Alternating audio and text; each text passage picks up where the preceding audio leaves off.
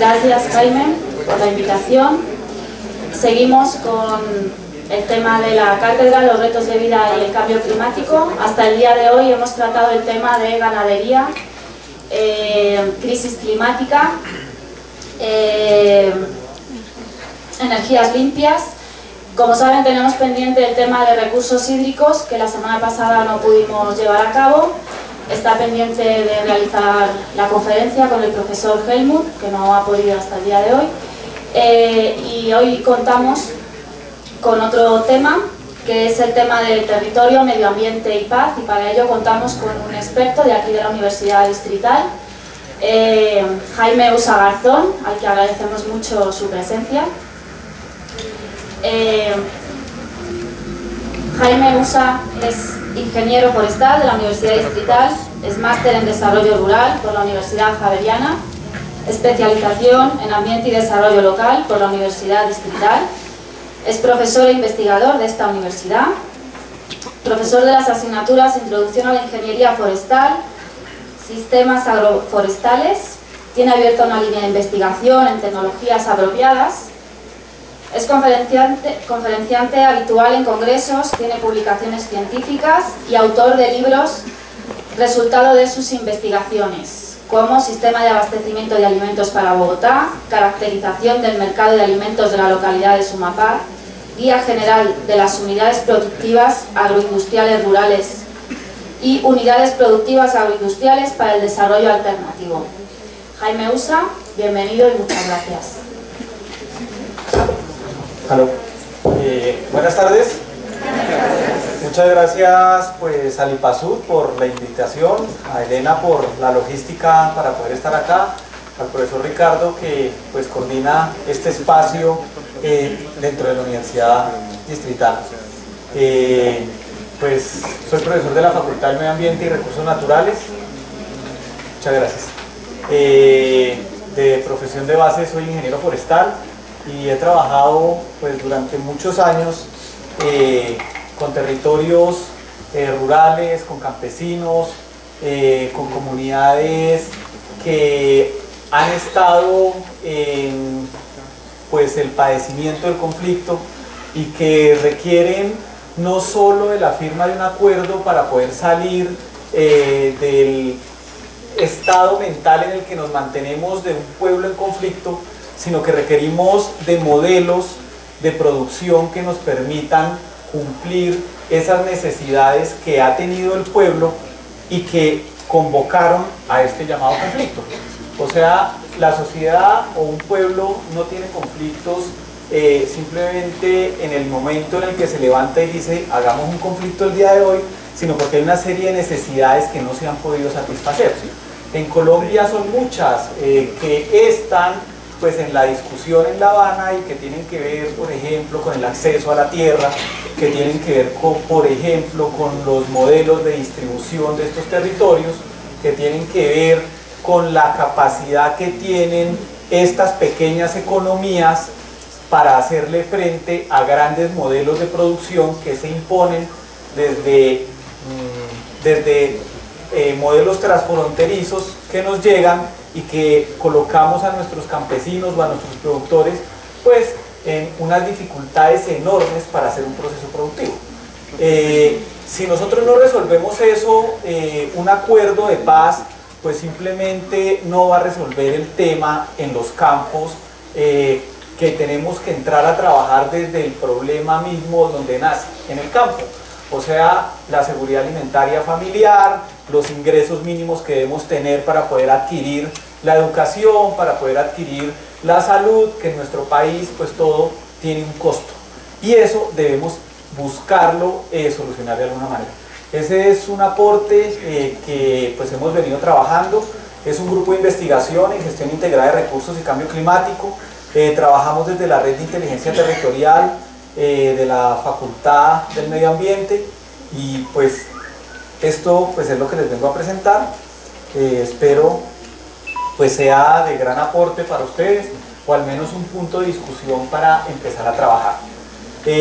Pues ya sabemos, nuestro conflicto es ahorita el más antiguo, pero buscar una salida política, negociar el conflicto, pues es en la alternativa que estamos. Estamos apuntando a eso, pues estamos muy optimistas de que el conflicto va a cesar, al menos en un acuerdo en el que las partes van a suscribir, pero tenemos que encontrar alternativas a ese acuerdo, como lo mencionaba. ¿Qué vamos a ver hoy? Pues tenemos que colocarnos en una situación actual de Colombia, unas generalidades, dónde estamos ubicados. Esto es muy importante. A veces no nos paramos en Colombia, sino pensamos localmente y no somos capaces de abstraer la realidad de nuestro país en un mundo globalizado, pero con unas ventajas, unas riquezas o unas ventajas diferenciales competitivas muy altas que tiene nuestro país. Pues nuestra demografía, unos recursos naturales que tenemos que también son base de discusión y que tienen que entrar a trabajarse en este tema del posconflicto. Un análisis pues, de debilidades, amenazas, fortalezas y oportunidades del agro colombiano, causas y transformaciones del conflicto en Colombia, la propuesta de construcción de paz en Colombia que nosotros hacemos, o sea, pues es un aporte. Obviamente no estamos pensando en que esta sea la solución total, porque aquí vamos a hablar de soluciones pues de todo nivel. Necesitamos compromisos sociales, compromisos políticos, compromisos económicos, y por cada uno de estos pues necesitamos refrendarlos y pues necesitamos trabajar con ellos. Y vamos ahí a trabajar un modelo territorial que pues es en lo que hemos venido adelantando. Este es el entorno de Colombia.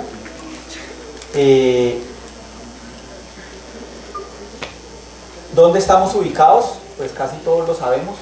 Estamos ubicados pues en la parte norte de Sudamérica. ¿Y eso qué nos da? ¿O eso qué ventaja nos trae a nosotros? ¿Qué tan importante es estar ubicados ahí?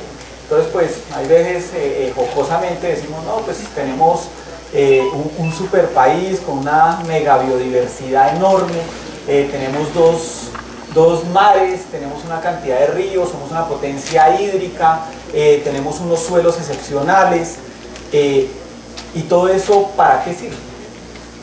O sea, todo eso ¿cómo se digiere y cómo lo metemos dentro de un proceso productivo en nuestro país?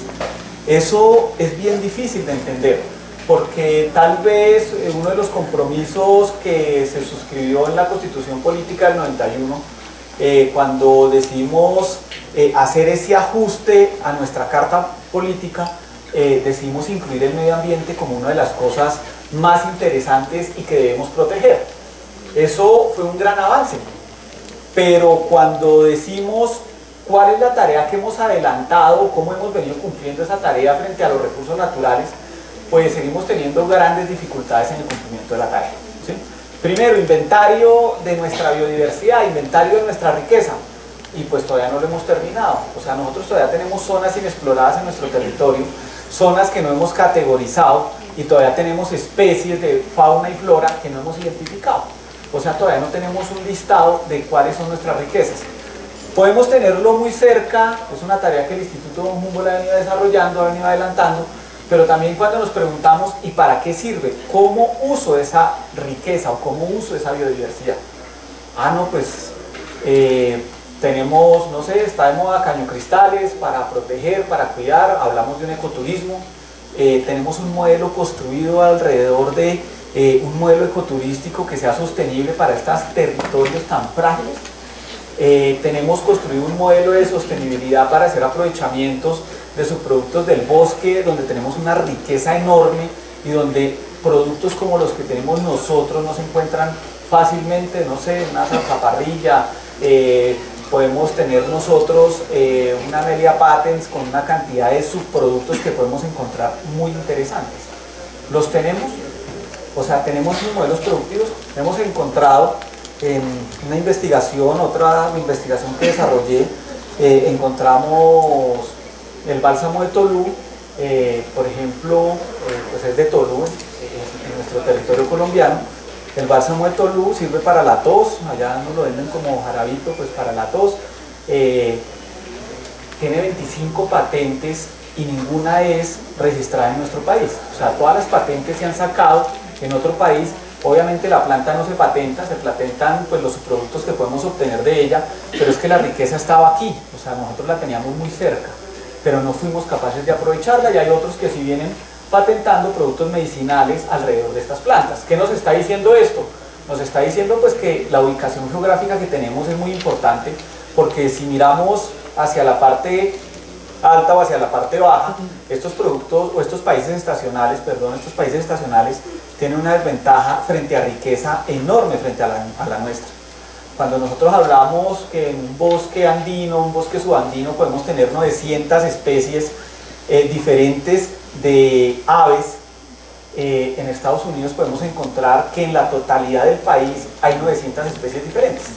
O sea, estamos hablando de que nosotros en un solo piso térmico, en un solo ecosistema, tenemos la riqueza que tiene toda una nación y de la cual nosotros muy poco conocemos o muy poco hacemos uso de ella. Esa riqueza que nosotros tenemos pues está dada por algo importantísimo que se llama la alta productividad que yo tengo en el territorio. Pues somos un país tropical y eso nos hace que seamos alegres, que seamos divertidos, ¿cierto? Y nos hace que seamos muy tropicales. Entonces, ser tropical, ¿qué es? Pues que cuando vivimos en un país tropical nosotros tenemos unos recursos que son más generosos que en otros países. Y vamos a hablar de un recurso que nadie nos lo cobra, el sol. Entonces, pues nosotros tenemos un recurso que aquí tenemos 12 horas al día de sol durante 365 días al año. Y para nosotros es normal. Pero cuando vamos a un país estacional, resulta que no es así.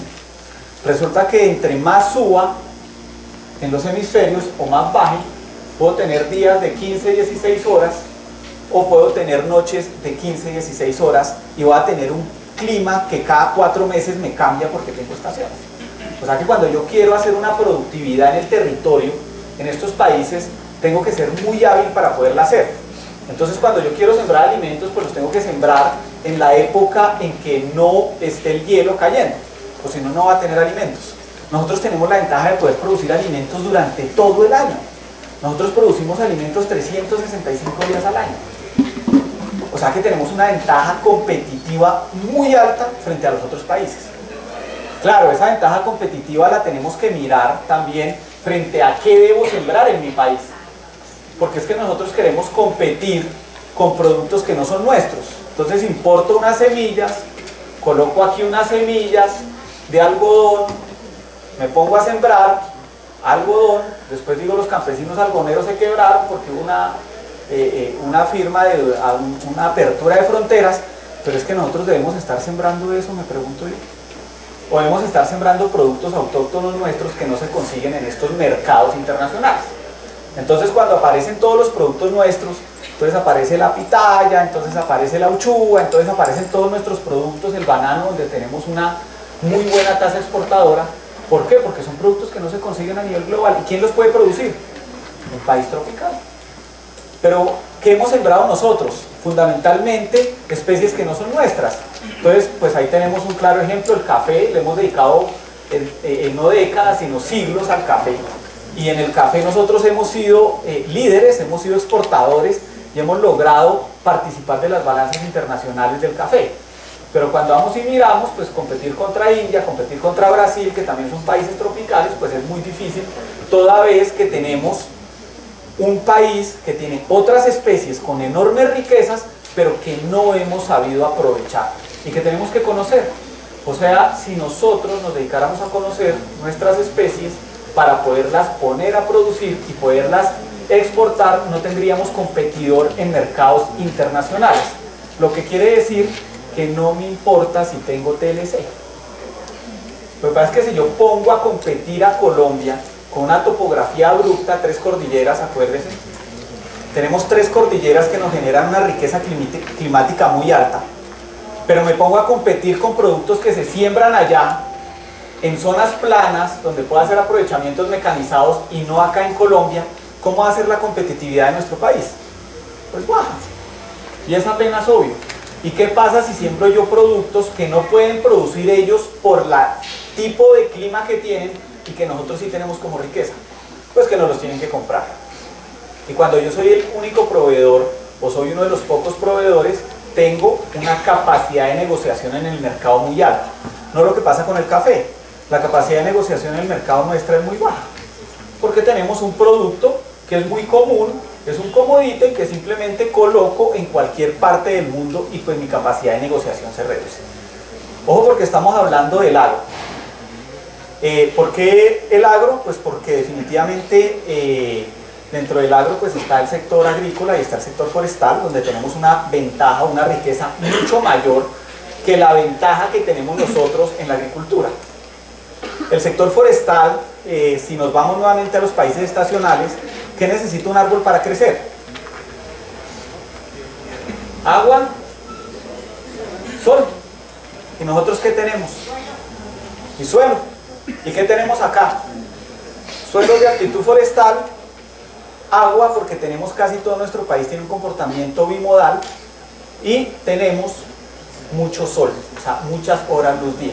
Lo que hace que nuestras plantaciones forestales o nuestros bosques naturales crezcan mucho más rápido que los bosques que crecen en Finlandia, que es una potencia forestal, es la potencia forestal del planeta, donde un turno de crecimiento forestal dura más o menos 70, 80 años, y nosotros tenemos aquí la capacidad de producir la misma cantidad de madera en 18 años.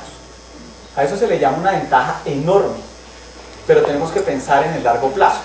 ¿Cómo hago yo para pensar en el largo plazo en un país cortoplacista? ¿Sí?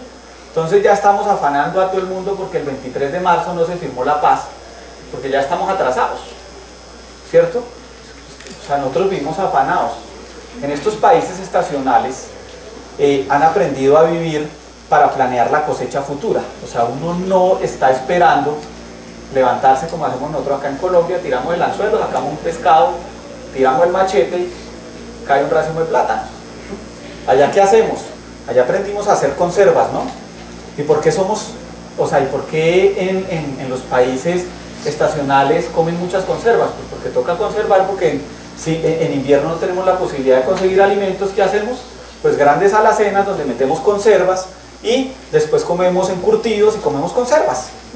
Nosotros, ¿qué tan buenos somos comiendo conservas? Pues muy malos. Entonces a nosotros yo prefiero comida fresca. ¿Por qué? Porque tenemos la posibilidad de tenerla. Ellos no tienen la posibilidad de tenerla. Entonces, ¿qué hacen? Pues conservan. Y aprendieron a comer conservas. O sea, aprendieron a pensar al menos en el año siguiente. Nosotros siempre estamos esperando que haya comida fresca.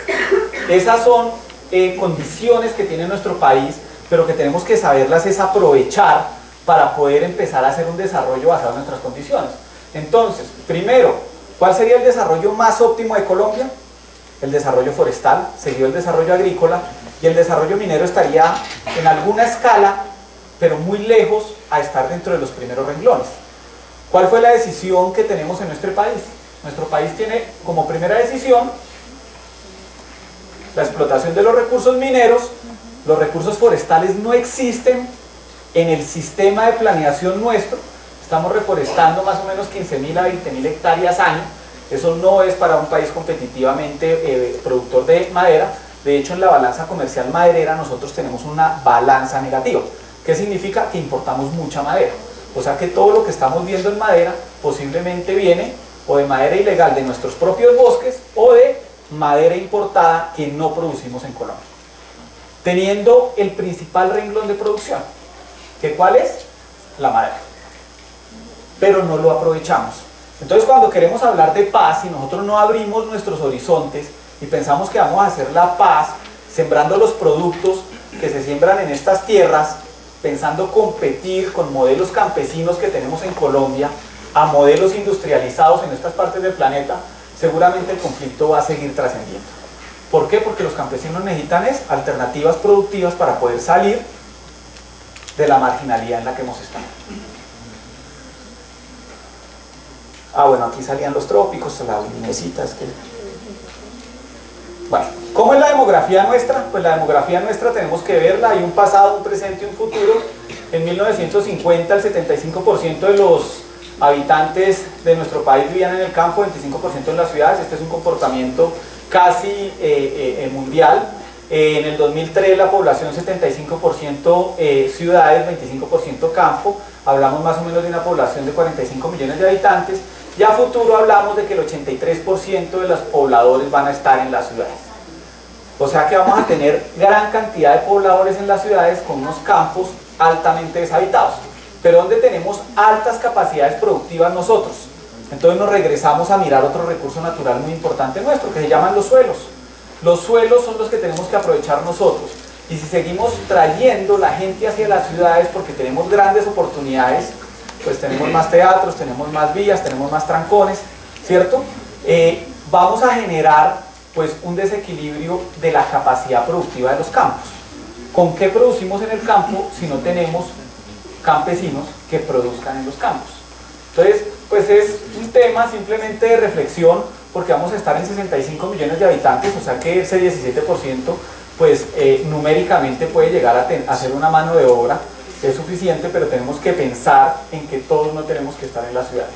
Y el campo es una oportunidad productiva enorme, y que en el posconflicto tiene que volverse una de las oportunidades más grandes para poder generar tanto procesos de reinserción, procesos de producción y procesos de recomposición de la sociedad que tenemos que apuntarle a nuevamente desarrollar. La edad de la población, todos son menores de 20 años, un 44%, de menores de 34 años un 73%, con una expectativa de vida de 75 años. Esto es otra ventaja enorme. Europa tiene grandes problemas por la pirámide poblacional, y eso es bien conocido. O sea, los países europeos necesitan que nosotros nos vayamos a producir allá. Nosotros necesitamos que se vayan a producir al campo, nosotros nos queremos ir a producir a Europa porque tenemos grandes dificultades en la consecución de mano de obra, ¿sí? Pero no tenemos la posibilidad, o la política no permite que nosotros nos quedemos permanentemente allá, porque simplemente pues Europa pues tiene que cerrar sus fronteras también, no puede permitir que lleguen todos los inmigrantes simplemente a producir y nosotros llegar allá. Nosotros tenemos aquí para dónde coger, claro, tenemos para coger pues para nuestros campos, a producir, y tenemos mucho para hacer en nuestros campos, porque somos muy jóvenes. Colombia tiene una población muy joven y una expectativa de vida pues que está dentro del promedio mundial. Eso hace que tengamos otra ventaja que se llama capacidad de trabajo. O sea, nosotros somos capaces de producir mucho. Cuando vamos a los países europeos, que encontramos? Pues edades muy avanzadas, trabajan mucho también, tienen una alta capacidad productiva, pero con una alta edad en sus procesos de producción. ¿Cómo son los recursos de Colombia? Pues ahí mantengo como tres círculos. Tenemos áreas de producción de alimentos, señalo este triángulo acá en la, bueno, como este diamante que tengo aquí en la mitad, pues tenemos a Bogotá. Bogotá es una ciudad que genera muchos impactos ambientales a su alrededor, más o menos 300 kilómetros. Somos 7 millones de habitantes que todos los días consumen plátano, papa, minería, consumimos agua, y nuestra agua no proviene únicamente del distrito, sino que pues viene de 4 grandes páramos que tenemos a nuestro alrededor. Nuestras papas vienen de Boyacá, vienen de todas las zonas frías alrededor, de todo Cundinamarca. Nuestros plátanos vienen incluso de Risaralda, del llano. Nuestras patillas vienen del llano, el arroz viene del llano. O sea, nosotros no podemos seguir pensando, como llevamos muchos años pensando a Bogotá, que es una ciudad cerrada, que simplemente piensa que todo lo estamos satisfaciendo nosotros. O sea, Bogotá es una ciudad que depende de la región, y este concepto de Bogotá-región se ha venido diluyendo, lo hemos venido perdiendo, no lo hemos vuelto a encontrar, lo hemos dejado de planear, dejó de incorporarse en los planes de desarrollo, y hemos construido planes de desarrollo como Bogotá, y tenemos grandes dificultades para interlocutar con el gobernador de turno, y tenemos grandes dificultades para interlocutar con el alcalde de Soacha, ¿sí? Cuando estas dificultades se tienen que superar, porque Soacha es Bogotá y Bogotá es Soacha, y Cundinamarca es la que provee todos nuestros alimentos y la que provee todos nuestros servicios ambientales, y donde tenemos nosotros que mirar hacia el campo nuevamente, porque el campo es el que nos está solucionando los problemas que tenemos de abastecimiento acá en Bogotá. Miramos ahí unas áreas de biodiversidad, que son los círculos que tengo. Pues tenemos la región de la Orinoquía, la región de la Amazonía, el Chocó biogeográfico y todo el Magdalena Medio, y la riqueza que tenemos allá. O sea, si hablamos de biodiversidad, lo que tenemos acá son temas para discutir, y a través pues de estudios de biodiversidad tenemos muchas áreas que todavía no hemos incorporado dentro de los listados de especies que deberíamos tener. Pero acá tenemos una riqueza enorme que deberíamos seguir trabajando, no mirar hacia afuera, sino mirar hacia adentro, y la academia debería concentrarse mucho en estas áreas de trabajo que nos pueden garantizar la vida, o sea, los bosques y el agua. Y acá tenemos una riqueza enorme. Nuestro país también, pues, gracias a Dios, siempre está sobrado en estos temas, el bosque y el agua, pero estos bosques y esta agua les paramos muy poca atención. O sea, sabemos que existen, sabemos que tenemos un territorio único, le decimos Chocó biogeográfico, precipitaciones de 11.000 milímetros mensuales, una de las zonas que más llueve en el planeta. Tenemos unas condiciones de riqueza enorme en biodiversidad, pero si miramos social y económicamente, una de las zonas más deprimidas de nuestro territorio. O sea que tenemos pues unas disparidades enormes en lo que se llama el aprovechamiento de los recursos que tenemos. Nosotros somos ricos, pero andamos con los bolsillos vacíos y vendemos lo que menos deberíamos vender, porque quitamos estos bosques, quitamos el agua y sacamos los recursos que están en el subsuelo. Pues si queremos vender algo, empecemos por mirar qué tenemos arriba, pero es que esto lo estamos tumbando ni siquiera para aprovecharlo, lo estamos tumbando para desecharlo, para botarlo. O sea, aquí tenemos grandes problemas frente al aprovechamiento. Si miramos recursos, pues la principal área económica del país está sentada en esta región, pues donde está Bogotá, donde están las principales capitales. Pues ahí vamos a encontrar a Medellín, Ibagué, Bucaramanga, entre las tres cordilleras. Tenemos un océano Pacífico, los llanos orientales, y pues ahí tenemos pues exportaciones del sector agrícola que pues han venido manteniéndose: café, banano, flores, azúcar, palma africana y algunas frutas exóticas, que son las que producimos nosotros. Des en cuenta que aquí estamos haciendo lo mismo. Flores, la mayoría no son nuestras, tenemos flores más hermosas acá en nuestro territorio, pero tenemos que hacer investigación, desarrollar ciencia para poderlas aprovechar. Si miramos palma africana, la palma africana, pues ¿de dónde viene? De África, ¿cierto? Entonces, estamos produciendo palma africana, un aceite de palma que en sus calidades intrínsecas de este aceite es un aceite de muy baja calidad. ¿Por qué es de baja calidad? Porque, bueno, este aceite se produce en climas cálidos y lo subimos a una altitud como Bogotá, 2.600 metros sobre el nivel de mar, se va a volver una manteca, o sea, se va a volver espeso. Eso mismo le pasa en las venas a uno, ¿sí? Pues, o sea, no es una grasa sana, ¿sí? Entonces podemos decir, ¿será que la podemos reemplazar con otra cosa? Curiosamente, cuando miramos que tenemos 250.000 hectáreas de palma africana, y si miramos la balanza comercial en aceites en Colombia, pues si tenemos tanta palma africana no deberíamos estar importando aceites. Pero cuando vamos y miramos la balanza comercial colombiana a nivel de aceites, nos dice que nosotros importamos muchos aceites. Importamos aceite de maíz, importamos aceite de soja, importamos aceite de girasol. ¿Y por qué importamos aceite si tenemos tanto aceite de palma? Porque el aceite que nosotros pues nos comemos hoy, que comieron ahorita en el almuerzo, con el que les fritaron las pataconas, el que le echaron al arroz y con el que nos comimos en el almuerzo, es una mezcla de aceites vegetales. Seguramente es aceite de palma con aceite de maíz. ¿Por qué le tenemos que echar aceite de maíz o soja o girasol? Pues porque la densidad de este aceite, si la subimos a Bogotá, no se mantendría en estado líquido, como lo conocemos, así amarillito en estado líquido. Entonces, ¿qué tenemos que hacer? Pues hacer una mezcla de aceites vegetales y colocar pues un aceite más fino con un aceite de baja calidad para que pueda ser consumido. ¿Bueno o malo? No, no lo sé. Lo que sí sé es que nosotros tenemos aceites más finos que el aceite de oliva que se producen en nuestro territorio, pero que no aprovechamos. Y eso sí es una tristeza.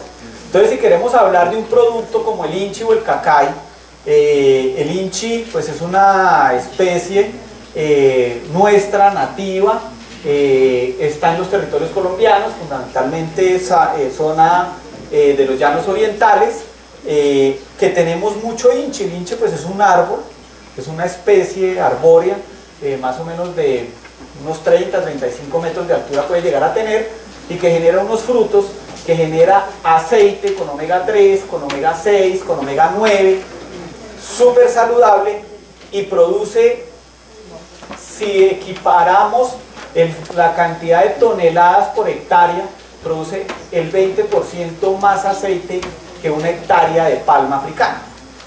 Entonces, ¿por qué no estamos produciendo ese aceite nosotros? Porque no tenemos un paquete tecnológico completo. Es una especie dioica que tenemos que desarrollarla a través de un proceso de injertación, saberla plantar. Tenemos que generar plantaciones de esto. Y cuando vamos al Ministerio de Agricultura, pues hay 1000 incentivos para la palma, pero no hay un solo incentivo para estas especies nativas. Entonces, cuando yo soy industrial, ¿qué digo? Pues me vale 1000 pesos y me regalan 500 por sembrar palma, y sembrar inchi vale 1000 pesos y no me regalan nada, pues ¿yo qué cojo? Pues los 500 pesos y siembro palma. O sea que tenemos que trabajar fuertemente en las políticas. Pero para aprovechar nuestros recursos, ¿saben dónde más se produce inchi o cacay en el planeta? En Ecuador, Perú, y hasta ahí llegamos. Bueno, Brasil también lo tiene. Venezuela también lo tiene, claro, pues lo tenemos los países vecinos. O sea, nosotros no van a venir, como decimos los gringos, a sembrar allá plantaciones de inchi, porque allá tenemos un problema y pues es el comportamiento de la especie. Acá podemos tener la posibilidad de producir esas especies, pero no lo hacemos. Lo mismo podríamos decir, no sé, desde el mismo color el rey, ¿lo conocen? Que le echa uno a los alimentos. ¿De dónde sale o de dónde salía originalmente? Del achote. Hoy en día pues es artificial, pero ¿el achote de dónde es? El achote es nuestro. ¿Y cuántos procesos de aprovechamiento del achote tenemos nosotros o plantaciones de achote? Con un mercado emergente mundial muy satisfactorio para nosotros. ¿Cuál es? Que la gente hoy quiere alimentarse más sano. Y fundamentalmente, no tanto en Norteamérica como sí en Europa, los europeos quieren comer comidas más naturales y más sanas. O sea que si yo le vendo colorantes artificiales, créanme que ese no es el negocio. El negocio es vender colorantes naturales. Y colorantes naturales para alimentos que no hagan daño y que no sean derivados de productos que generen cáncer. O sea, nosotros tenemos una riqueza enorme, pero tenemos que empezar a trabajar en los recursos naturales. Desde todas las disciplinas, no desde la disciplina mía, pues soy ingeniero forestal, dirán, pues por eso habla eso, pero yo soy ingeniero de sistemas o yo soy abogado, ¿será que no? Todas las disciplinas tienen que orientarse a trabajar los recursos naturales colombianos, porque es que esto no lo podemos construir simplemente con el querer de una sola disciplina, esto es multidisciplinario. Y es en cuenta que si le preguntáramos a nuestras comunidades indígenas para qué más sirven nuestros recursos y de dónde más saco colorantes, me sacan un listado así de grande de todos los colorantes naturales que yo tengo, ¿sí? Como la jagua, bueno, otros colorantes que yo puedo empezar a trabajar y decir, ¿qué tengo que hacer? Estandarizar colores y venderlos. Fácil, no es tan complicado, pero nosotros no lo hacemos. Esos son nuestros recursos. ¿Cómo es el recurso humano en Colombia? Pues 11 millones más o menos de campesinos, que es el 25% de la población que están en edad productiva. Biodiversidad, estamos en un tercer lugar, hace unos años estábamos en el primer lugar, hemos venido bajando. ¿Qué significa? Que los otros países han ganado en biodiversidad o que nosotros la hemos perdido. Que la hemos perdido, o sea, porque en biodiversidad pues esto no es que crezca todos los días. Climas, pues tenemos tropicales, ya lo mencionamos. Tierras, tenemos muchas tierras disponibles y muchas tierras baratas, porque es que nosotros, las tierras de nosotros son tierras bastante productivas. Ten en cuenta que nosotros pues tenemos una cordillera donde tenemos toda la cadena volcánica, lo que hace que al lado y lado tengamos gran cantidad de cenizas volcánicas por todos los procesos de formación orogénica que hemos tenido. ¿Qué significa? Que donde tenemos cenizas volcánicas tenemos buenos suelos. O sea que si miramos toda la cordillera, nosotros lo que tenemos son unos suelos ricos, unos suelos muy generosos, pero que tenemos muy poco aprovechados. Localización estratégica, 2 océanos, estamos muy cerca al canal de Panamá, podemos llegar fácilmente, no sé, a China, Europa o Estados Unidos, podemos llegar muy barato porque estamos muy cerca. Esto no piensan todos los países en el mundo. O sea, si estamos nosotros localizados en China, pues tenemos que pensar en pasar el canal de Panamá o darle la vuelta al mundo para llegar a Europa. O sea que nosotros tenemos una ventaja enorme también a nivel económico en lo que debería ser la movilización de productos. ¿Y qué más productos pues que los nuestros, no? Uy, ¿qué pasa? Tenemos una tasa de natalidad creciente y eso pues nos va a dar un análisis de fortalezas. Tenemos unas amenazas, amenazas la globalización, pues tenemos una sustitución de productos nacionales por productos extranjeros. O sea, más que poder vender nosotros nuestros productos, a mí me preocupa más que cada vez sustituimos más productos nuestros por productos que no son de acá, por productos que no son nacionales. Y eso me preocupa más a mí que nosotros no podamos abrir mercados, porque es que con productos como la uchillo, como la uchúa, la granadilla, la pitaya, nosotros somos súper competitivos, porque se producen acá, no se producen en otras regiones. Entonces a mí no me preocupa tanto que tengamos la posibilidad de abrir mercados allá, porque son mercados que los vamos a colonizar o los vamos a conquistar muy fácilmente. Pero nosotros no estamos haciendo eso, lo que estamos trayendo es más productos de allá para venderlos acá. O sea, estamos haciendo la tarea al revés. Subsidios agrícolas que existen en países desarrollados, y los subsidios agrícolas en Colombia pues no son, entonces lo que hace pues que la productividad nuestra sea mucho más costosa. Volvemos a lo mismo, si tenemos una ventaja diferencial, que es una ventaja diferencial, que nosotros lo producimos, ellos no, entonces el subsidio que aplica allá no aplicaría acá. Y si buscamos un subsidio para ese producto nuestro acá, lo hacemos es más competitivo. Barreras para arancelarias, fundamentalmente cada vez tenemos más barreras, no tanto directas sino indirectas, de requisitos que nos imponen los países para poder generar un proceso exportador, ¿sí? Entonces cada vez nos piden más certificados, que debemos tener más acreditaciones, y pues esas barreras las tenemos que saber enfrentar, y pues tenemos que capacitar también a nuestro agro colombiano para que logre romper estas barreras para arancelarias y poder llegar a mercados internacionales. Y tenemos un agresivo sistema de distribución de empresas multinacionales, y pues hoy en día muchas superficies, que es donde todos vamos hoy en día a mercar. Fortalezas: el recurso humano, la biodiversidad, los climas, las tierras, la localización y un mercado interno creciente. Ya lo había mencionado. Oportunidades: pues podemos construir muchos clústeres productivos agroindustriales en la región cálida de 0 a 800 metros. Tenemos una riqueza productiva enorme, pero que nosotros no estamos organizando a nuestros campesinos ni las zonas rurales para la producción. Cuando miramos, no sé, el plan de desarrollo a nivel nacional, una de las locomotoras claramente no es la agrícola, ¿sí? ¿Por qué no la tenemos esta como una locomotora de las fundamentales? Porque pues hemos creído que no es la fortaleza nuestra. Sí estamos en el sector primario de la economía, porque vendemos recursos minerales, pero no los recursos naturales del sector primario. Y por eso aquí hablamos de un sector agroindustrial. O sea, que aparte de que podemos producir productos diferenciales en nuestro país, podemos agregarles valor y colocarlos en todos los mercados del mundo. O sea, podemos hacer mermelada de uchúa y la podemos vender también en Europa. Nosotros tenemos productos muy especializados que no se consiguen en cualquier otro lugar. Entonces hablamos, no sé, de panela, hablamos de bocadillo, que son productos que pues gustan mucho, son de origen natural, son conservas muy interesantes, pero que difícilmente nosotros las colocamos en los mercados internacionales. ¿Por qué? Porque tenemos que trabajar y acompañar estos procesos productivos. O sea, tenemos que construir un modelo que aprenda a darle respuestas a esta solución. Si no, vamos a seguir teniendo campesinos que van a seguir viviendo en la pobreza, que van a seguir teniendo todas sus necesidades, y si no resolvemos las necesidades, yo considero que el conflicto armado colombiano difícilmente se va a disolver porque firmemos en un papel dos partes que simplemente van a seguir manteniendo las condiciones sociales en un estado estático. O sea que el posconflicto es que no es esperar a que firmen el acuerdo, aplaudir, llenarnos de euforia una semana completa y celebrar, y después seguir todos absolutamente con los mismos problemas.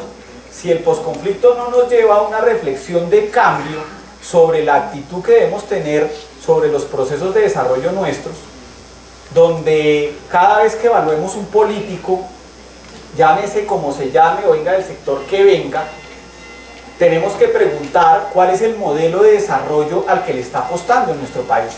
Entonces a nosotros nos han dicho, porque el presidente actualmente nunca nos dijo mentiras, él dijo que iba a meter la minería, ¿y qué hizo? Pues la metió. ¿Por qué? Porque ganó, ¿sí? ¿Y cuál es el modelo de desarrollo al que le hemos apostado? Un modelo cortoplacista de recoger dineros muy rápido.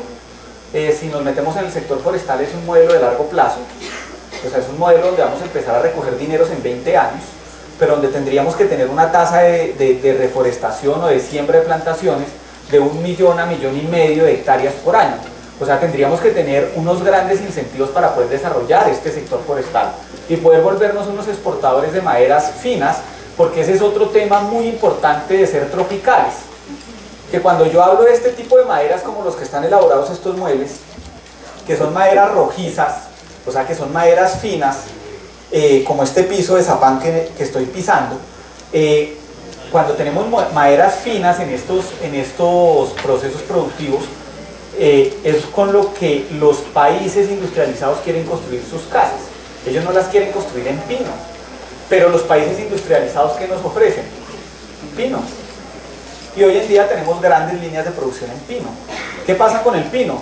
Que si una madera fina rojiza aquí nosotros somos capaces de producirla en 20 años, el pino nosotros lo producimos en 10 años. Y en Chile producen el pino en cerca de 25 años. O sea, nosotros somos supremamente competitivos. Chile pues es el líder forestal de toda la región, o sea, es la que lidera el tema forestal, no nosotros, no Venezuela, que también es tropical, o no Brasil, que también tiene grandes recursos forestales. Causas y transformación del conflicto, pues vamos a tener algo que se ha llamado guerra y algo que se debe llamar paz. ¿Qué hacemos con la guerra? Pues necesidades básicas no cubiertas. ¿Qué generan? Pues guerra, conflicto, insatisfacción. Cuando yo tengo todos estos problemas, cuando me muero en la puerta del hospital, cuando no tengo acceso a los alimentos, cuando no tengo la posibilidad de tener educación, pues esto genera inconformidad. Y tiene que generarla, y debe generarla. Y si no la genera, pues tenemos que buscar que se genere la inconformidad, porque tenemos derecho a esos mínimos accesos a sentirnos bien y a generar bienestar en la población. ¿Qué tenemos que hacer? Pues cubrir estas necesidades: alimentación, salud, educación y trabajo. Entonces, claro, estamos haciendo los grandes acuerdos en La Habana, pero después de que vengan de La Habana, ¿qué vamos a hacer con los grandes acuerdos internos entre los colombianos? Porque pues para nadie es un secreto que el sistema de salud en Colombia es un desastre, que también debería ser parte de los acuerdos, porque es que uno se puede morir acá de inatención más que de la enfermedad. O sea que este no es un problema del enfermo, sino del sistema de salud que tenemos. No sé cómo, pues claro, pues tendríamos que hacer muchas reformas, y quienes firman las reformas pues tendrían que presentarlas. Desbalance: hay una distribución del ingreso, hay un aprovechamiento pues de los recursos disponibles y lo logramos en ese desbalance. Acuérdense que el ingreso, pues podemos mirar equitativamente cómo se distribuye el ingreso, o sea, la distancia que tenemos entre el salario mínimo y el salario del presidente o el de un congresista o el de un magistrado. O sea que si dimos más o menos 28 millones de pesos entre 650.000 pesos, eso nos da la inequidad que nosotros tenemos en nuestro país, ¿sí? O sea, porque nosotros mismos la estamos generando. Un país con equidad tiene que reducir esa brecha. Entonces tenemos dos vías: o subimos el salario mínimo o le bajo el salario a los congresistas, ¿sí? O tres, le subimos a unos y les bajamos a los otros, ¿sí? Pero aquí siempre funciona solo una vía: subirle a los congresistas, que no van frente a la tasa de inflación el aumento, y negociar un salario mínimo, porque ese sí es negociado, y toca negociarlo con todo el mundo, ¿cierto? Pero el salario de los congresistas sí no se negocia con todos, se negocia entre ellos y sube.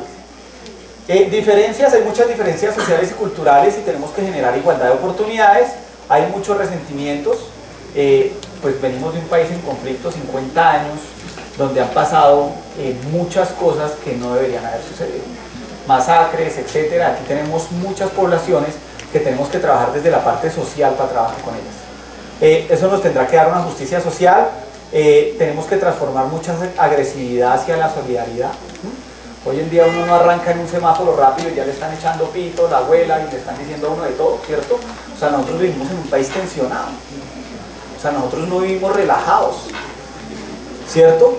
Nosotros podemos generar un conflicto en un Transmilenio en cualquier momento, porque no dieron la silla, porque no me dejaron pasar, porque me pisaron. O sea, nosotros vivimos en un mundo que vive a la defensiva. Y este es un comportamiento social que no se cambia con una firma de acuerdos en La Habana, sino que este es un compromiso social que tenemos que generar desde la base, todos. Pero pues nosotros vivimos en un estrés permanente. Ya a todos nos pasa, ¿no? O sea, todos terminamos envueltos muchas veces en estas situaciones de agresividad. Y eso pues la violencia la tenemos que traducir indiscutiblemente en equidad. La propuesta, pues hay algo que asegurar fundamentalmente, se llama la seguridad alimentaria. Otro tema de moda, o sea, aquí se ponen en Colombia unos temas que uno dice no deberían estar de moda, ¿sí? Entonces uno dice, no, cañocristales, o sea, eso es algo tan obvio que no debería estar de moda, ¿sí?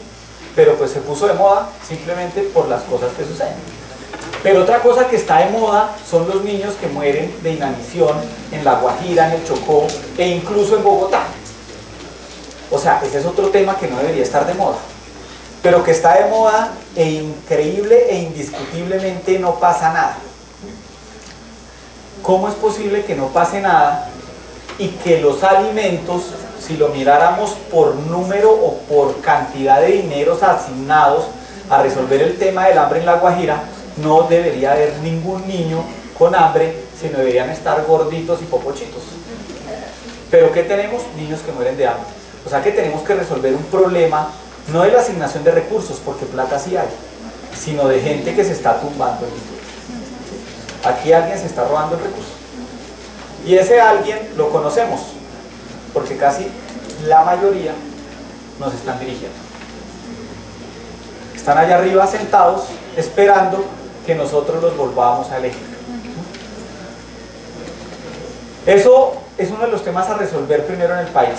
O sea, en el campo se está sufriendo de hambre. O sea, es increíble las costumbres alimentarias como han cambiado en nuestro país. Uno antiguamente iba a una finca y el finquero le decía a uno, ¿qué se toma? Entonces, no, un juguito. Y salía un juguito de guayaba y le dan a uno un juguito de guayaba. Hoy en día uno llega y le dice, ¿qué se toma? No, un juguito. Y le dan a uno un vaso de naranjada, de frutiño, de tan, y la fruta perdiéndose en el solar de la casa. ¿Qué significa? Que estamos perdiendo las costumbres del aprovechamiento de nuestros alimentos. O sea, nosotros ya no nos estamos alimentando como antes nos alimentábamos. Donde el campo se ha vuelto un problema o una barrera para los jóvenes campesinos. Entonces el joven campesino, pues, no, yo me quiero ir del campo. ¿Cómo así que me quiero ir del campo si ahí tengo la riqueza? Pues claro, porque ve otras oportunidades en otras disciplinas. Quiere ser ingeniero de sistemas, quiere ser abogado, quiere ser médico, quiere trabajar otras disciplinas, pero no el campo, porque el campo no se ha vuelto atractivo. Y los que trabajamos el campo, curiosamente, los que más estudian disciplinas del campo hoy en día son los citadinos. Son los que quieren estudiar ingeniería agronómica, ingeniería forestal, medicina veterinaria, para irnos para el campo a donde no conocemos. O sea, a esto se le llama algo que está faltando en el modelo de educación colombiano. O sea, no estamos orientando bien nuestro modelo educativo y pensamos que el modelo educativo es igual para todas las regiones. Tenemos regiones campesinas, tenemos regiones indígenas que deben tener otro modelo educativo, tienen regiones pues citadinas que deben tener otro modelo educativo. Y ahí también tenemos grandes fallas que debemos resolver. Hay una metodología, un modelo del uso del suelo, y pues vamos a hablar de unas agroredes y unas nutriredes. La metodología pues se basa en aprender haciendo. Nosotros pues hemos venido trabajando esto con muchos campesinos, con trabajo práctico directamente con los campesinos y las unidades de producción. Es claro que hemos hecho muchos modelos, pero pues nos equivocamos. Hay veces estamos en la academia, pensamos una cosa, pero en la realidad funciona de otra. La gente pues debe ser el motor de desarrollo, no los políticos, sino somos nosotros los que vamos a generar el cambio. Si nosotros generamos el cambio, pues seguramente ellos harán lo que nosotros queramos, pero nosotros siempre esperamos a ver qué propone el político. O sea, pues estamos esperando que el loco proponga cualquier locura, ¿sí? Del sector de donde venga, porque aquí hemos tenido políticos de todos los sectores, ¿no? Y esto sigue igual de fregado. Investigación, acción participativa como metodología de trabajo, o sea, tenemos que trabajar con ellos. Elaboración de materiales didácticos, asesoría, o sea, todo tiene que ser con ellos. O sea, nosotros desde la academia debemos ir a donde están los problemas, trabajar con ellos y buscar el cambio de esas realidades y de esas transformaciones sociales. Lo fundamental pues es llegar a los beneficiarios en el diagnóstico y la planificación, trabajar con su conocimiento, el diálogo de saberes es aquí algo fundamental. Muchas veces se nos sube el ego a los que estamos en la academia, entonces decimos, no, es que el que sé soy yo.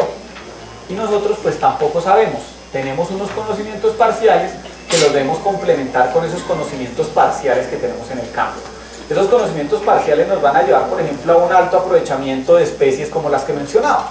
Porque ¿quiénes las conocen y quiénes las han sabido producir durante muchos años? Ellos. Entonces el conocimiento está allá. Nosotros podemos llegar a aprender mucho también si trabajamos pues desde un enfoque básico de trabajo, diálogo de saberes. La equidad entre los y las integrantes, pues todo esto debe hacerse con un enfoque de género. La participación, promoción, motivación, investigación, acción y capacitación. La gestión debe ser local y autónoma. Muchas veces también cuando se hacen propuestas de planes de desarrollo, proyectos, consideramos que la gestión debe ser nuestra porque nosotros sí sabemos ordenar un territorio, porque nosotros sí sabemos planificar un territorio, porque nosotros sí sabemos hacer un modelo productivo y la autonomía local no la involucramos. Ese modelo va a fallar, con toda seguridad. Si el modelo no se construye desde lo local y de forma autónoma, donde el conocimiento nuestro llegamos y lo ayudamos a potenciar, seguramente ese modelo va a fallar. ¿Por qué? Porque nadie se va a apropiar del modelo. Nadie se apropia de lo que nosotros pensamos si no lo construimos con ellos. Y la autoestima, pues el respeto a su dignidad. La inteligencia territorial, pues es una línea de trabajo que hemos venido metiendo dentro del trabajo de la universidad, dentro del trabajo del grupo de investigación y dentro de la facultad, y lo que hemos buscado es crear pues nuevas formas de hacer las cosas dentro de algo que pues Jean-Jacques Girardot y pues que han venido construyendo estos conceptos de inteligencia territorial, pues llaman las 4 patas de la mesa. O sea, pues una mesa, para que sea bien estable, debe tener 4 patas, donde pues debemos tener básicamente el componente social, el componente político. Muchas veces nosotros, y más que todos los jóvenes, siempre sienten como mucha repulsión al proceso político. Ay, no, a mí la política no me gusta, ¿sí? Y creemos que estamos haciendo un bien cuando no participo en la política, pero lo que estamos haciendo es dejar a los que participan en la política que tomen la decisión por nosotros. Simplemente porque yo digo, no, yo no participo. Y es que participar no es ponerse en de políticos, ¿no? O sea, participar en la política es ser un actor político que ayuda en las tomas de decisiones. Nosotros no todos tienen que ser políticos, ¿no? Porque, ay, no, es que a mí la politiquería me da mamera. No, a mí también. Sí, pero lo que uno tiene que hacer es un actor político que participa en la toma de decisión política. Que eso sí lo podemos hacer nosotros, porque para eso pues tenemos un conocimiento. Debemos tener pues la base social, debemos tener la base política, tenemos que construir indudablemente la institucionalidad y tenemos que involucrar aquí otro sector muy importante, que son los privados, o sea, las agencias privadas. Porque aquí en Colombia se ha vuelto otra costumbre que es mantener el privado aislado. O sea, el privado es malo porque es privado, ¿sí? Pero es que el privado es el que es el dueño de la empresa. Y si es la única empresa del municipio, pues el tipo se vuelve un actor muy importante dentro del territorio. Que si lo excluyo, pues él va a tratar de actuar de forma individual. Lo que tengo que hacer es al revés, involucrarlo y desde la base social que se involucre en el proceso de desarrollo. Porque por eso tenemos que convertirnos en un actor político en la toma de decisiones. Pues en eso hemos involucrado la inteligencia territorial, hemos construido, pues hemos hecho cartografía, hemos trabajado con ellos, hemos tratado de ordenar fincas, hemos tratado de ordenar territorios, hemos tratado de ordenar el recurso hídrico, Y aquí encontramos que la política, por ejemplo, dentro de estos modelos es muy difícil de lograr el soporte o el apoyo necesario. Me hago entender. Los políticos siempre le colocan a uno metas de plan de desarrollo, ¿sí? Como el que se está construyendo en este momento en todas las gobernaciones y departamentos, municipios de Colombia. Entonces, 100.000 actores vinculados en 4 años. Y entonces sacan contratos para vincular 100.000 actores en lo que sea, y lo que importa es una lista firmada con una cantidad de firmas y cédulas que se puedan validar, pero no importa si verdaderamente se logró una transformación con el proyecto que se estaba buscando, no, lo que importa es la firma, porque la meta eran 100.000. Entonces nos hemos vuelto un país de indicadores, no de realidades. ¿Cómo logro yo una transformación social? ¿O cómo logro yo una transformación en el campo, una transformación productiva? ¿Con un proyecto de 4 meses? Nunca. ¿Con un proyecto de 4 años? En 4 años hasta ahora he empezado una transformación en lo local.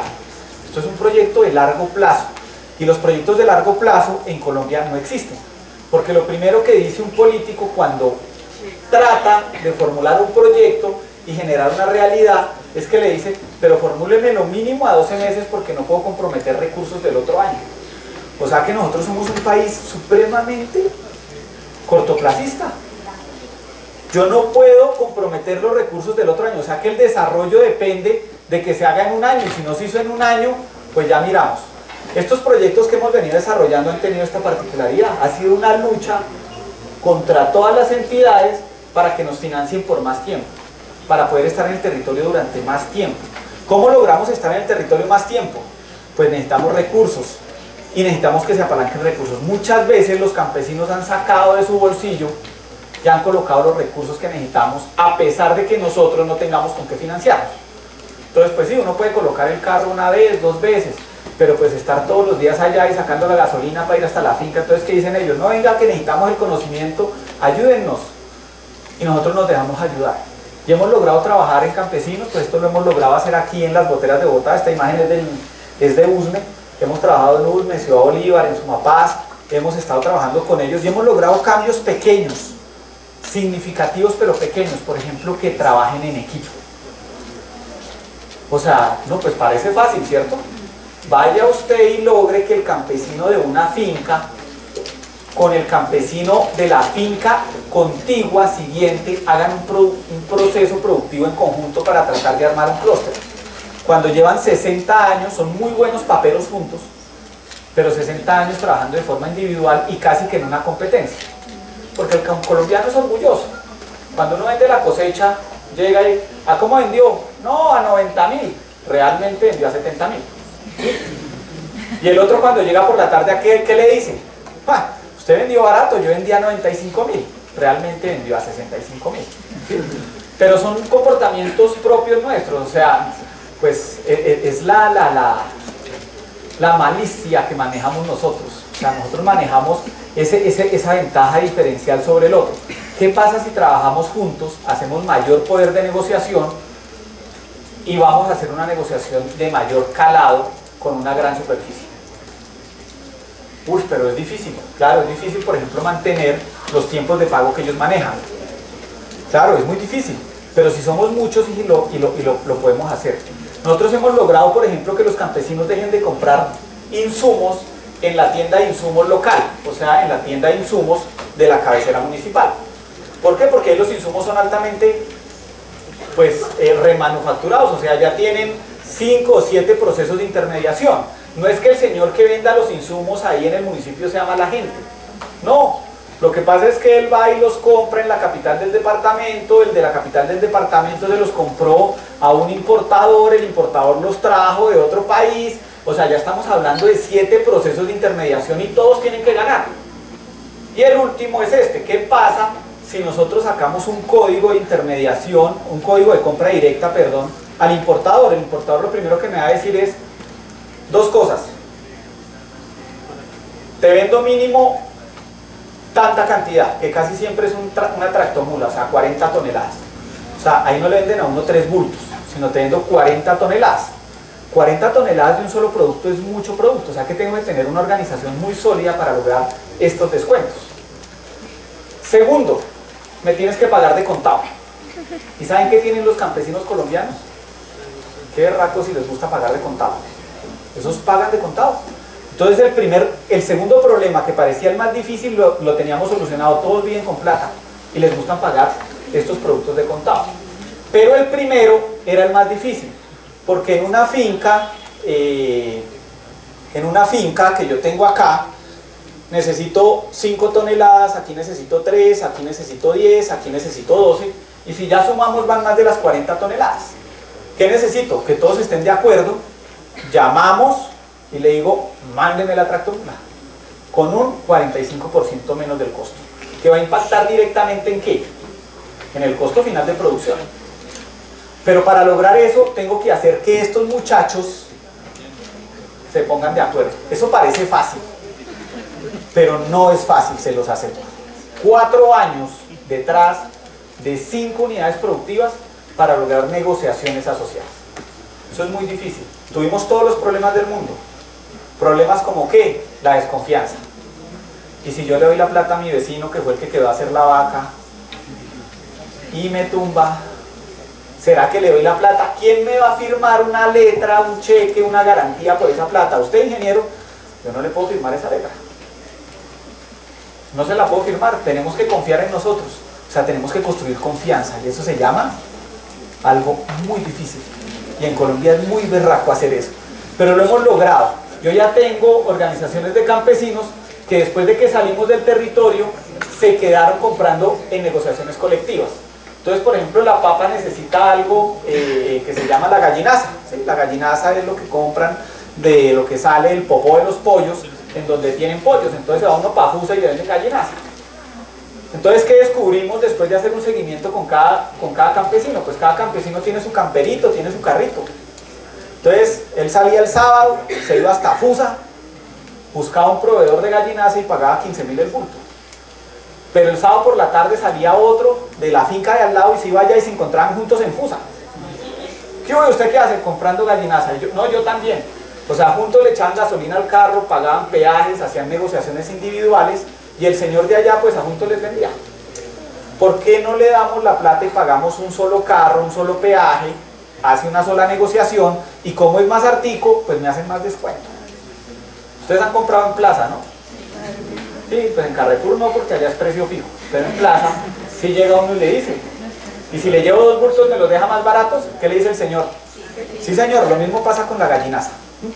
Y lo mismo pasa con un importador, si usted le compra harto le da más descuento, si usted le compra poquito no le da descuento. Lograr esas negociaciones para empezar a cambiar el modelo es muy difícil.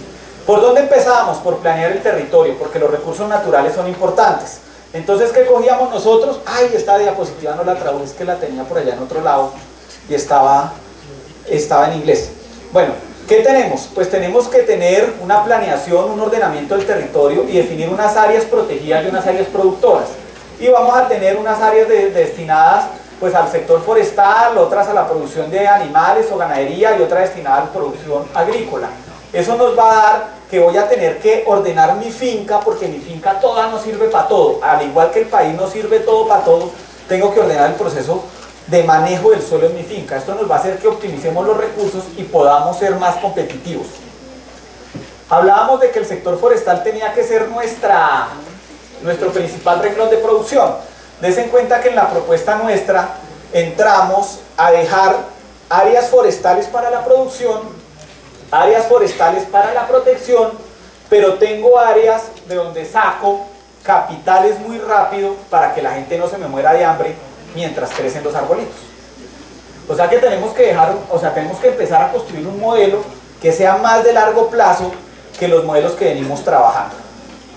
Qué pena esta diapositiva tampoco, pero bueno, yo les cuento lo que estamos generando acá. ¿Esto no tiene un señalador? No. Tenemos, bueno, en la parte del territorio, vamos a imaginar que esta flecha grande es el territorio. Entonces tenemos un territorio y tenemos unas unidades de producción, donde tengo una unidad de producción anaranjada. ¿Quién es esa unidad de producción anaranjada? Esa unidad de producción es lo que nosotros le llamamos un líder de producción, ¿sí? Entonces tengo ese líder de producción, ¿quién es? Pues es el presidente de la Junta de Acción Comunal, es el presidente de del comité de ganaderos, es el presidente de las fiestas del pueblo, o sea, es el líder. En todo lado hay un líder, ¿sí? Así sea para organizar la fiesta de la Virgen del Carmen, siempre hay un líder. Y ese líder lo respetan. ¿Por qué? Porque estos liderazgos no se han comprado, se han ganado. Y estas personas son líderes en el territorio por el conocimiento que tienen de él, el respeto que han ganado y cómo manejan su territorio. Esos líderes, ¿qué tienen que hacer? Pues liderar el territorio. Entonces con ellos empezábamos a trabajar para empezar a hacer este circulito imaginario. Este nunca va a existir, es un circulito imaginario que es los que quieren trabajar y por ejemplo empezar a hacer trabajos asociativos. Esos trabajos asociativos, así como los hicimos para compra, también funcionan para venta. Entonces teníamos campesinos, por ejemplo, que venden la producción de arveja, cogían su carrito, echaban 15, 20 cargas y se iban a Abastos, y pues en Abastos el campesino va a perder siempre. ¿Por qué va a perder? Porque pues es un campesino solito con 15 bultos contra una bodega del tamaño de este edificio, pues va a perder.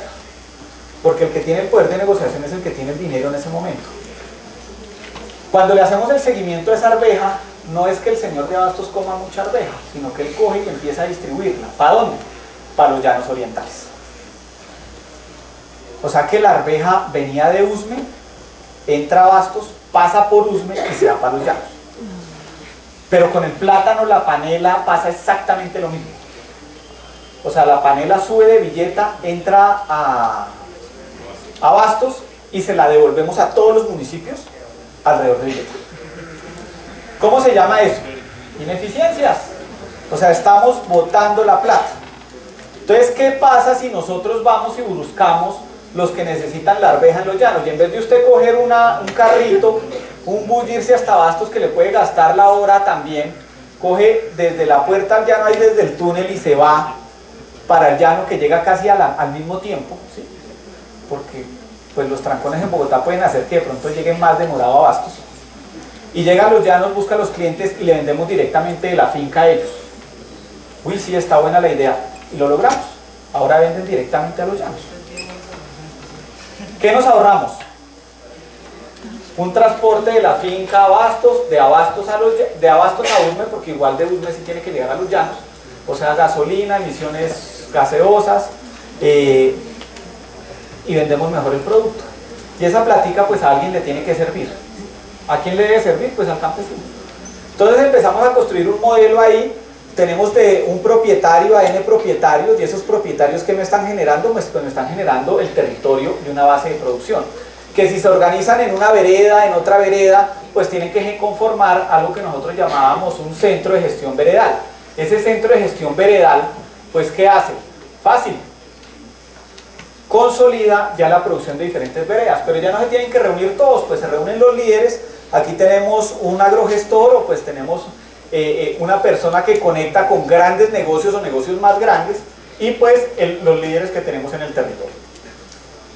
Si tenemos negocios más grandes, pues la plataforma puede seguir creciendo. O sea, tenemos que empezar a organizar el territorio para cambiar el modelo donde los campesinos tengan unas capacidades de negociación mayores que las que tienen hoy en día de forma individual, donde llegamos a Abastos y nos dan un garrotazo y nos devuelven para la casa. Ese modelo de producción pues tiene que tener varias cosas: un flujo de productos, un flujo de información y un flujo de servicios. Y esos flujos de información, productos, son los que necesitan de parte nuestra. Des en cuenta que ellos nos ponen los productos, pero organizarlos en un flujo y optimizar estos procesos pues es bastante difícil. La información es bastante difícil construirla en nuestro país. Por ejemplo, llevar un calendario de cosechas en Colombia es difícil. ¿Usted cuándo sembró? Como para la segunda semana de enero. ¿Por qué? Porque empiezan las lluvias. ¿Qué día? Ni idea. La segunda semana. O sea, bueno, ya manejamos un rango de precisión de 7 días. ¿Sí? ¿Lo podemos mejorar? Claro. ¿Cuándo nació el ternero? Más o menos le dicen a uno lo mismo. No, nació como para mediados de junio. O sea que tengo 15 días de diferencia en mi proceso de producción. ¿Es fácil que un campesino lleve el registro? Miren, esa es otra tarea no difícil, súper difícil. No, que lo haga con muñequitos, eso hemos contratado expertos, ¿no? Eso no es que yo me ponga a inventarme todo eso, el equipo han participado, no sé, unos 15, 20 profesionales de diferentes disciplinas, Y eso lo hemos hecho de todas las formas, con muñequitos, el calendario que nunca pueden quitar, incentivos para que lo llenen, y hemos intentado muchas cosas, ¿sí? Dentro de esos muy pocos hemos logrado que se mantengan en el registro. Hemos logrado que muchos empiecen a anotar en el cuaderno, pero no para planear el proceso productivo, sino porque nos quieren cumplir con la tarea nuestra, no nos ha servido. Queremos es que ellos incorporen dentro de su proceso productivo el sistema de información, que no es una computadora, una PDA o no. El sistema de información es un cuaderno con los registros anotados: cuándo nació el ternero, cuándo lo desteté, cuándo empieza el proceso productivo, cuándo vuelvo a cargar mi vaca, cuántos partos tiene, cuántos abortos ha tenido, y saber si tengo que salir en el proceso productivo de esa vaca o todavía tiene la capacidad de producción. El campesino toma esta decisión a un riesgo altísimo. Cuando el ternero empieza a salir como malito, dice: uy, esta vaca ya no sirve. Esa es una decisión que nosotros podemos anticipar, pero el campesino no la toma simplemente pues porque le falta información, no sabe cuántos partos tiene la vaca, y cuando la compra, ¿cómo la compra? Eso es una caja negra, se ve bonita.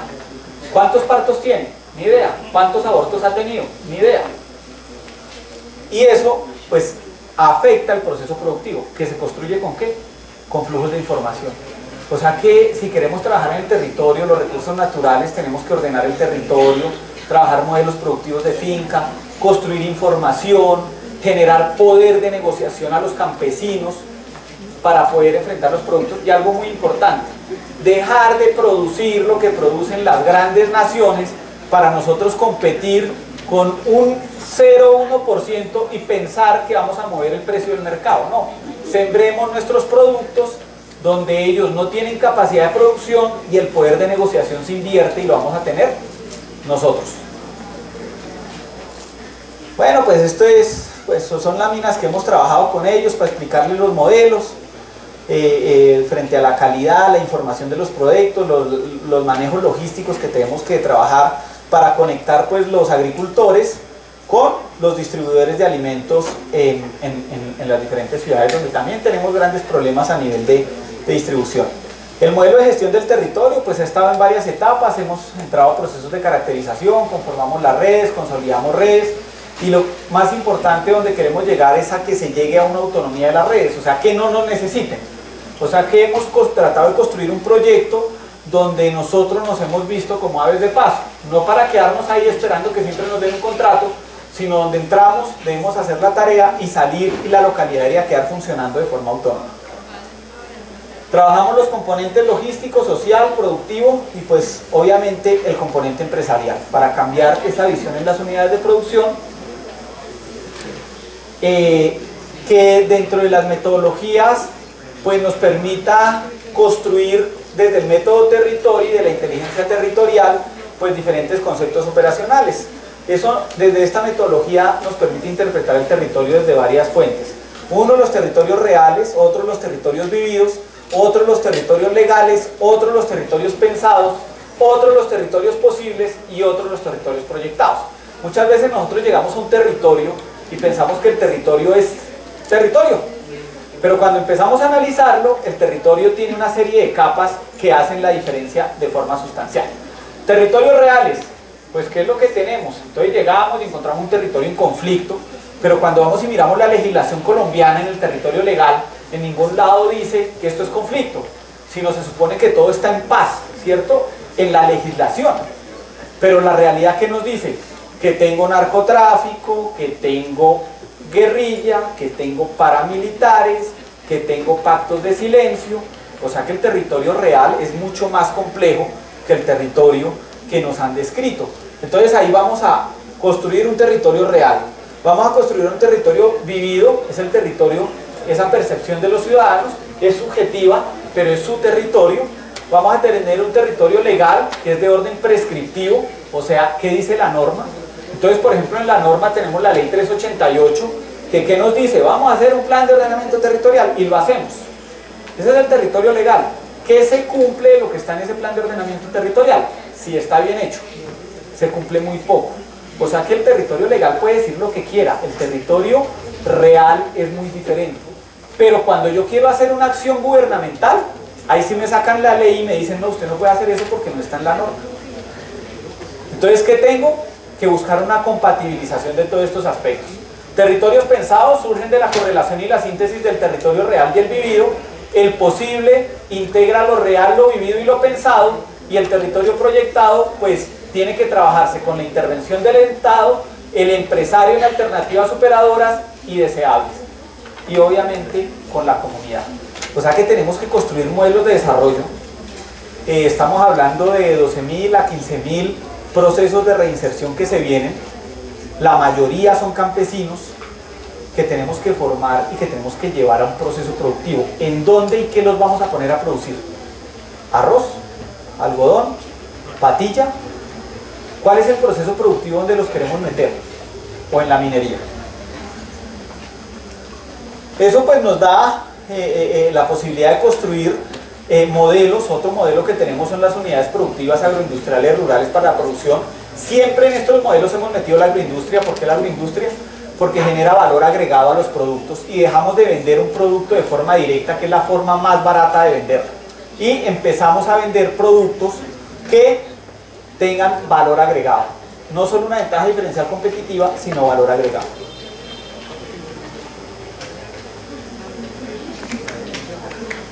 Muchas gracias.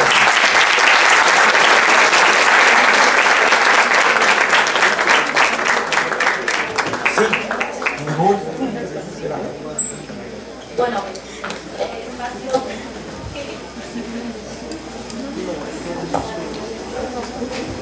espacio para hacer unas preguntas, y les ruego que sean breves, como unas 3 o 4, como mucho, porque el profesor tiene otro compromiso y tiene que irse. Sí. Sí, claro. ¿Puedes hacer? No sé si se oye. Yo creo que sí. Fuerte.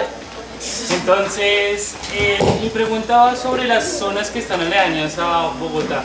Yo no soy bogotano, yo soy facatativeño, aquí muy cerca. Y pues obviamente el año pasado hubo una discusión fuerte sobre qué tenía que ser el plan de ordenamiento al futuro. Yo mirando entre los proyectos, me pareció que el más interesante, el que más debía cumplir las expectativas de mi municipio, era la agroindustria. Pues finalmente, como siempre, ganar las maquinarias, pero digamos, en el plano de lo real, es posible y factible, digamos, generar una agroindustria unos 10, 20 años para la producción de toda esta zona de la región de Sabana Occidente. Claro, o sea, pues yo no pensaría que perdieron, porque ustedes en el plan de ordenamiento territorial de FACA lo que quedaron fueron zonas industriales. Que se llame industrial no significa que no se llame agroindustrial, el agro se lo ponemos nosotros, ¿sí? O sea que ya tenemos la posibilidad real de generar transformación de productos. FACA está en uno de los anillos más interesantes de desarrollo que tenemos sobre la sabana.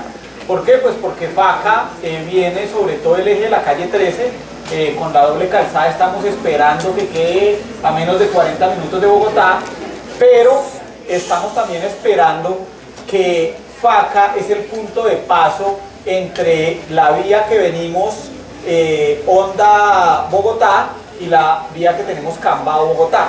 Esas dos vías hacen que se conecten en el municipio de Albán y suban por el municipio de Facatativá todos los productos que vienen incluso de la parte antioqueña y de la parte del Tolima y del Huila.